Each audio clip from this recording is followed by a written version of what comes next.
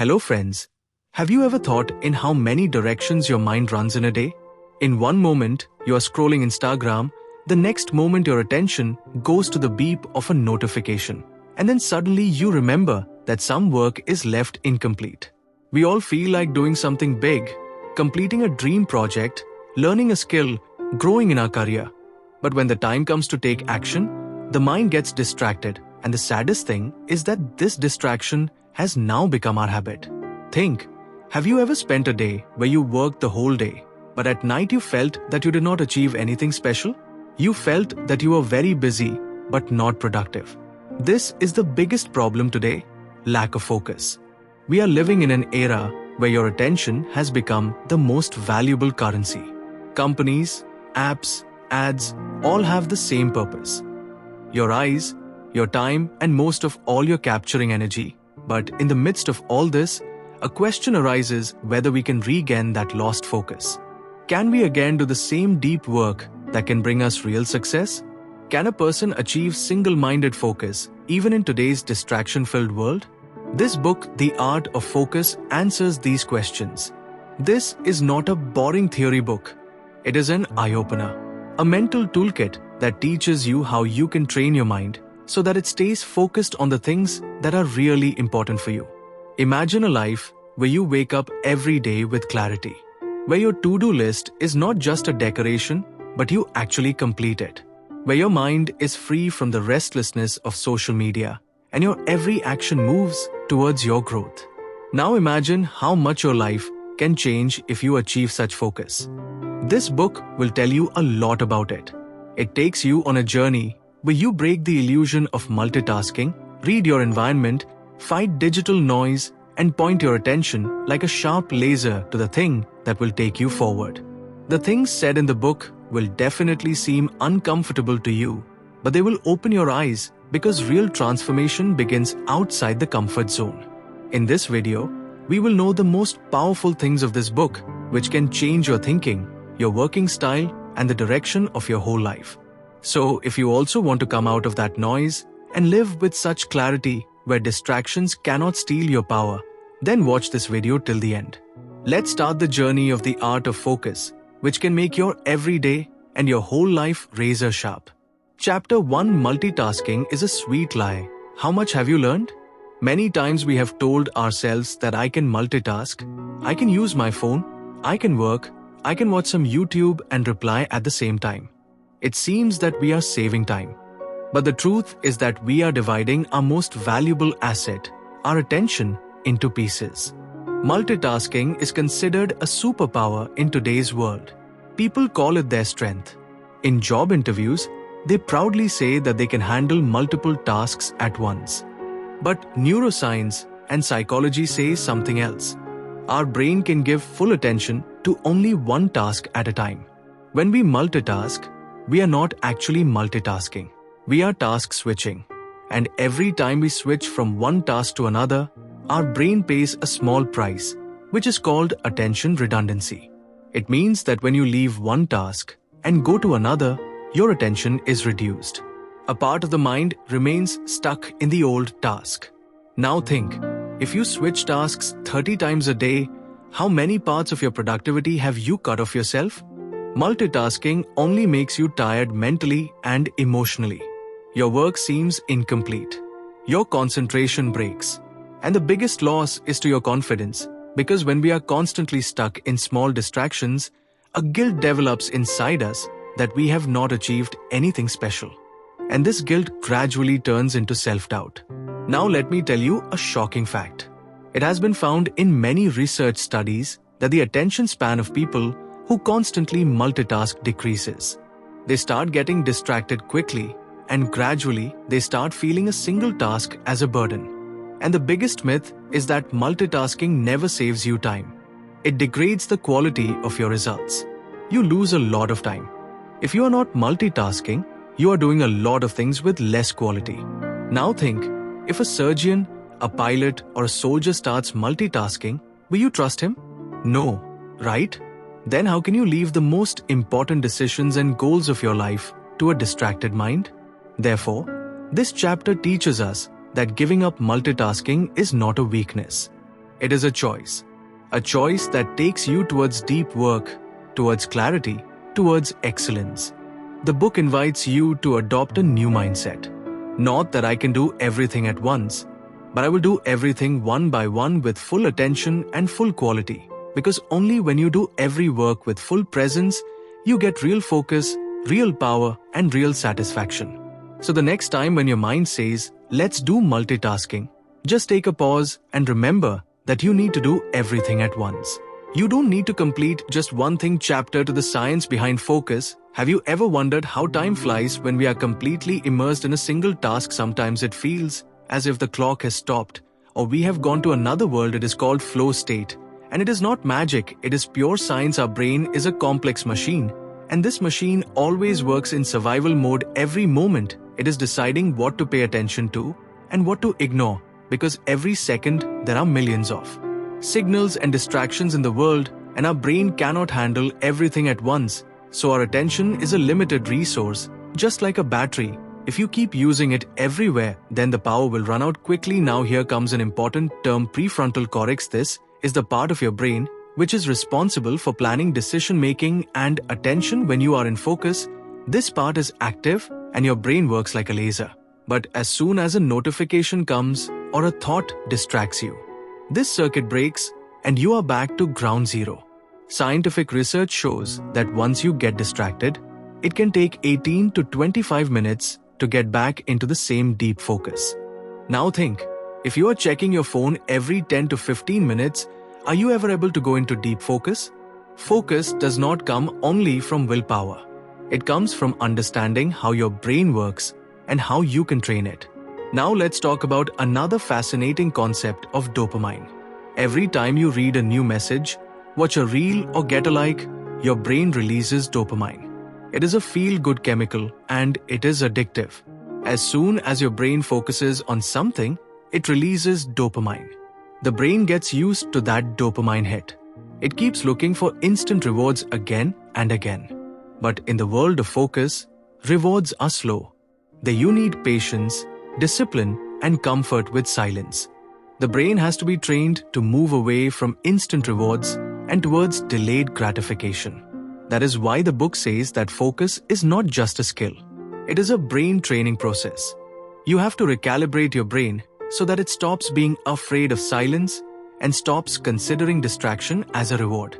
And here comes the realization that today's man is not distracted because he has less time.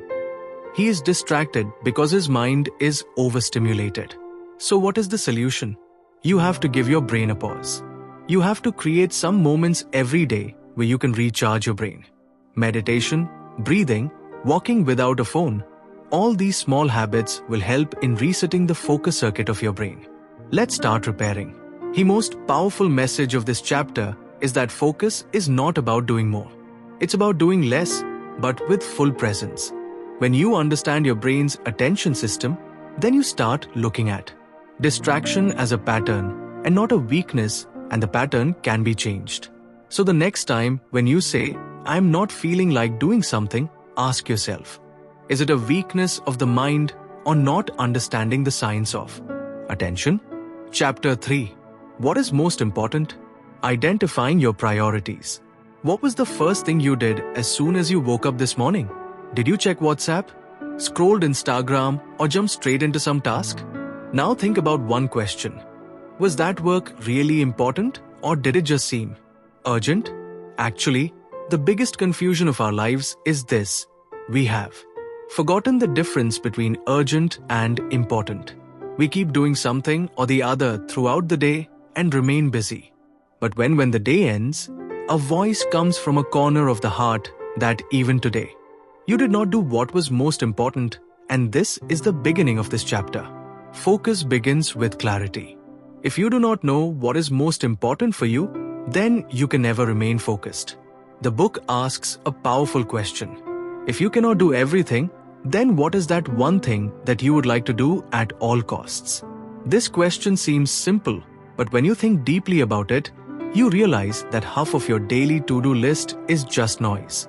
We make other people's priorities our priorities. Email messages, small tasks, people's expectations, and our own dreams. Our own goals remain written in the diary, sometimes waiting for the right time. But the truth is that the right time never comes. You have to create it. That is why the book says, filter your goals. Identify every task that is just making you busy. One technique is told the priority rule of 3 every day.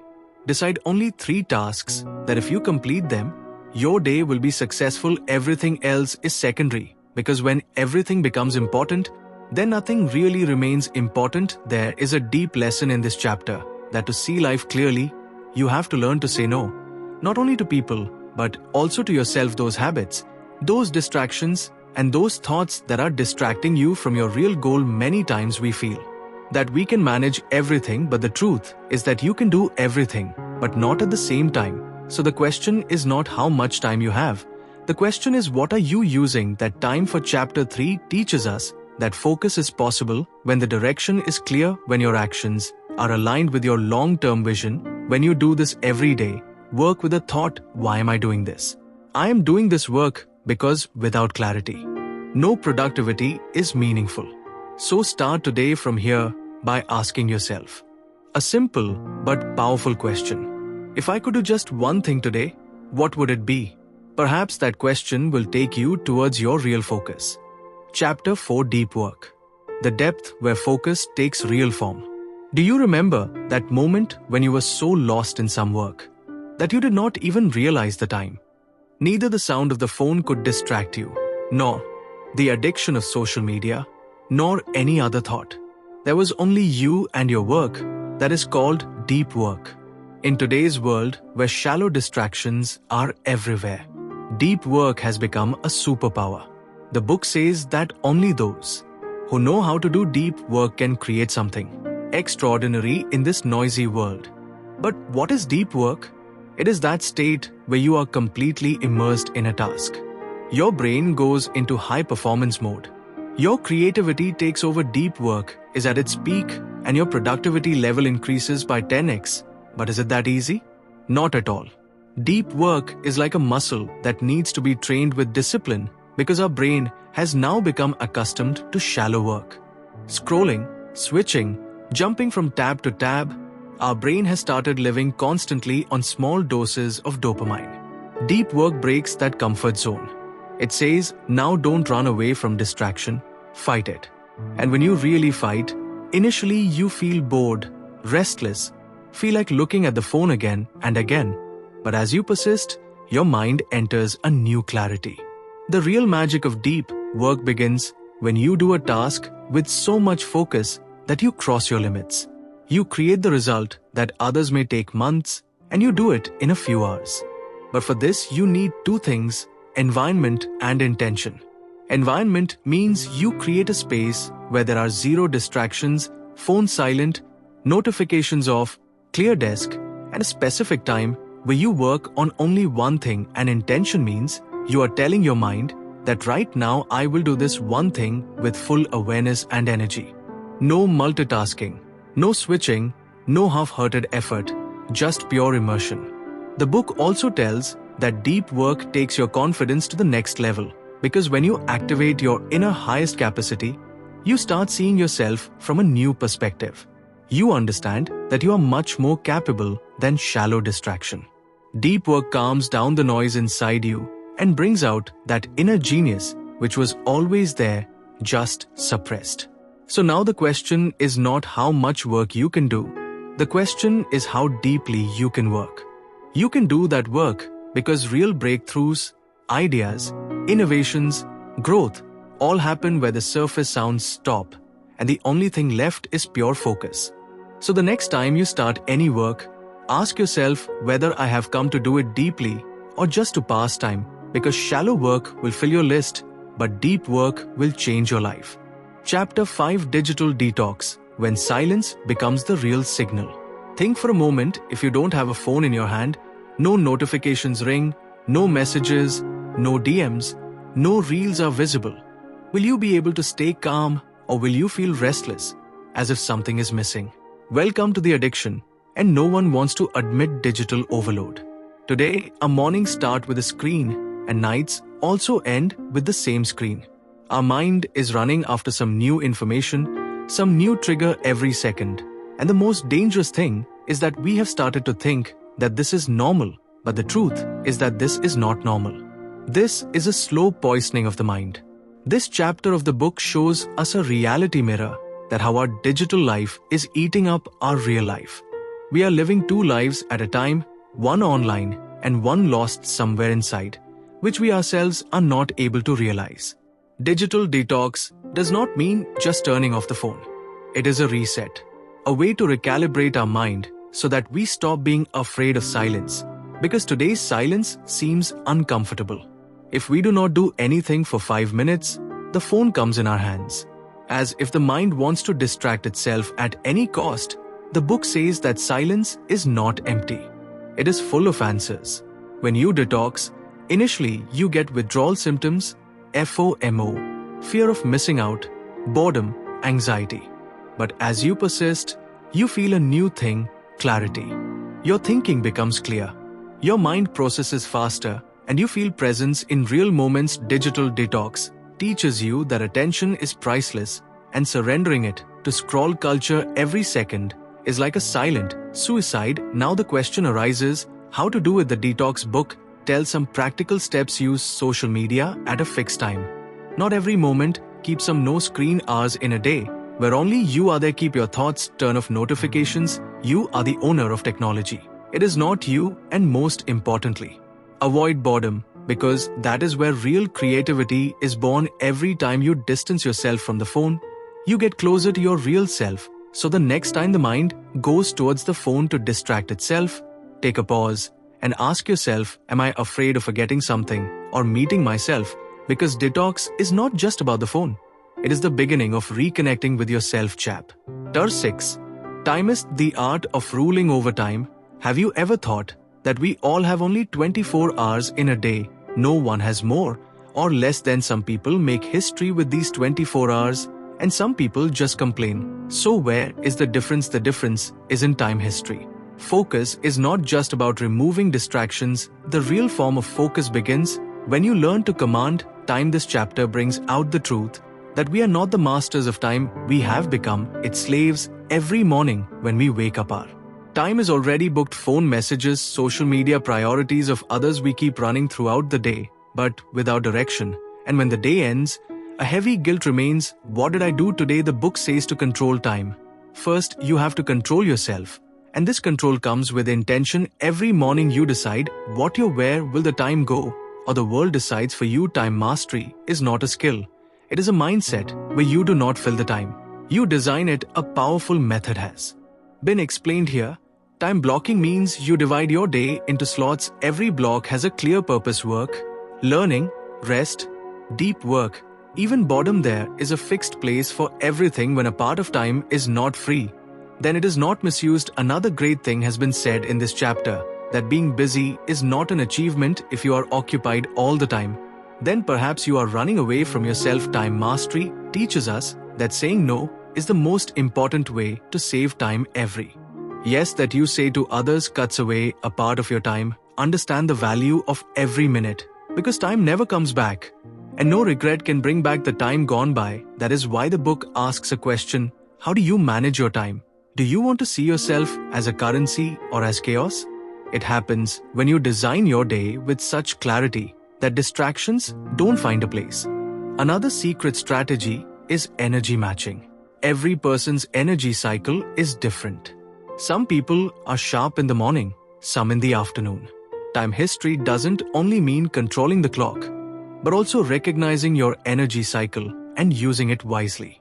So the next time you say, I don't have time, pause and ask, do I not have time, or have I not made myself a priority? Because everyone has equal time. But those who use it on their own terms are the ones who do something different in this world. From the chapter The Inner Game of Focus, the real battle is inside the mind. Have you ever given up on yourself before doing any work? That little voice that says, you won't be able to do it, or it's beyond your capacity, or you check Instagram a little later? This is the inner game. The real battle for focus does not take place outside, neither in the phone nor in the apps nor in the noise. The real battle for focus takes place inside your mind. This last chapter of the book introduces us to our biggest enemy, our own thoughts. There are two voices inside all of us, one that tells us to move forward, and the other that says stop, we are afraid of failure.